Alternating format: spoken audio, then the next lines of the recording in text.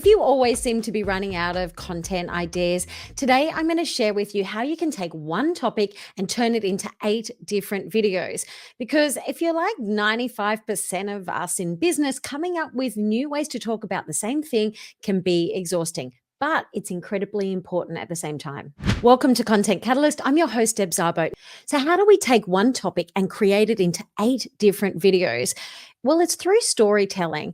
And by giving one topic a completely different approach, you can create a new way to deliver the information to your audience. So here are 8 different approaches you can use to tell your story. Number 1 is mistakes. By starting off with a mistake that people might already be making, makes your video instantly relatable to people because they want to avoid those problems. Okay, so number 2 is tips. Tips are a great way to add valuable content in an educational way to your audience.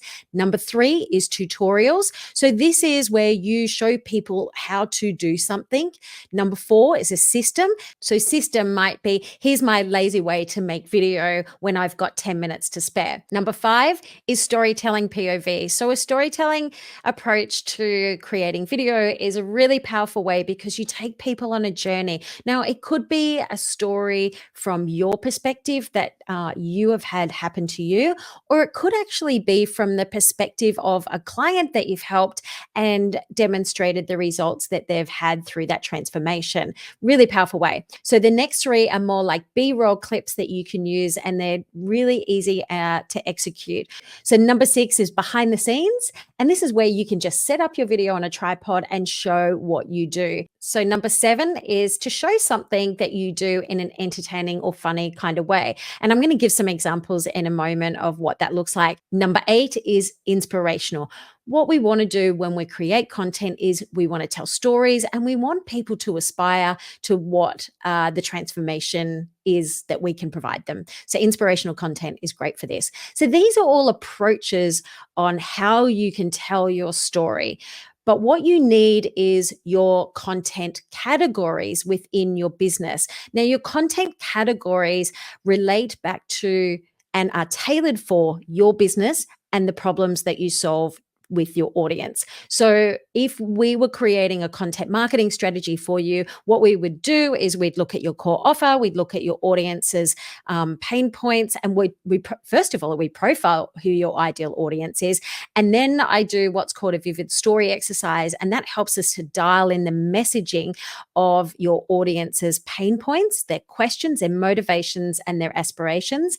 And then we look at the transformation that you provide with the solutions that you have. When we do these exercises, then we actually get into the content categories that relate to your business and your audience.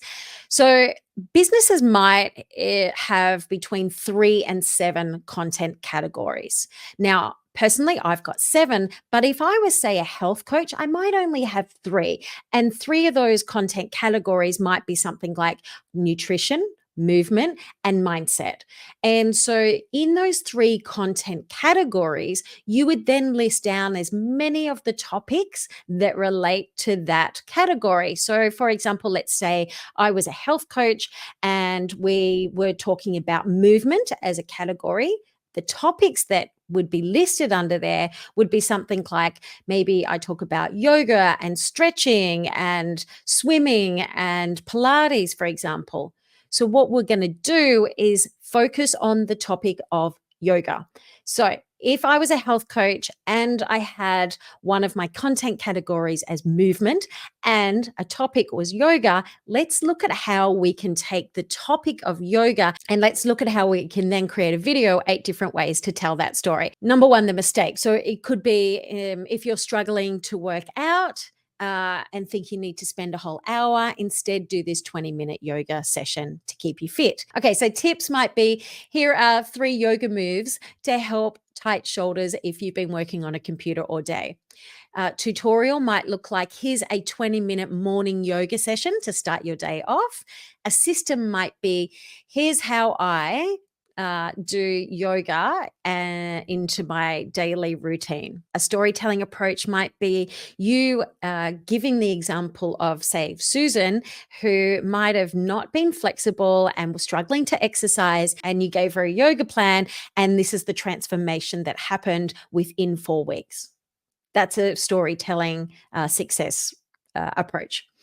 Okay, what about B-roll ideas that we could use? So behind the scenes could be you just setting up a tripod in the corner while you're teaching a yoga class, for example. What about a fun and entertaining approach? I saw this online in a video, actually. It was a lady actually doing her yoga session, and she was on her mat doing downward dog, and her border collie was on the mat next to her doing downward dog in the yoga session as well. And it was funny. Like, I've got a border collie. I could relate.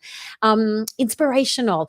Okay, think about doing yoga in a yoga retreat on some tropical location.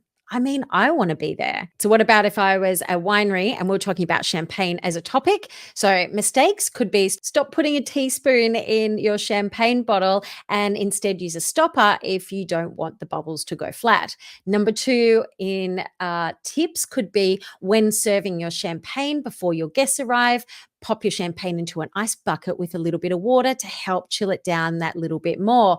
Tutorial might be, here's how to correctly open a champagne bottle without poking out someone's eye.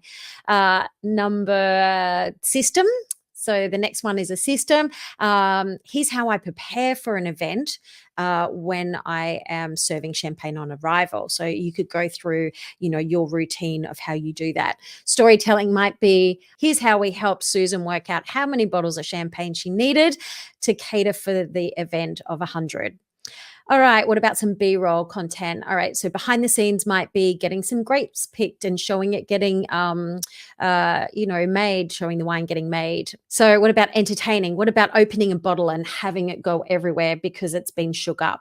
Number 8, inspirational. Well, the first thing that comes to mind is, sipping, a glass of champagne on a boat out somewhere.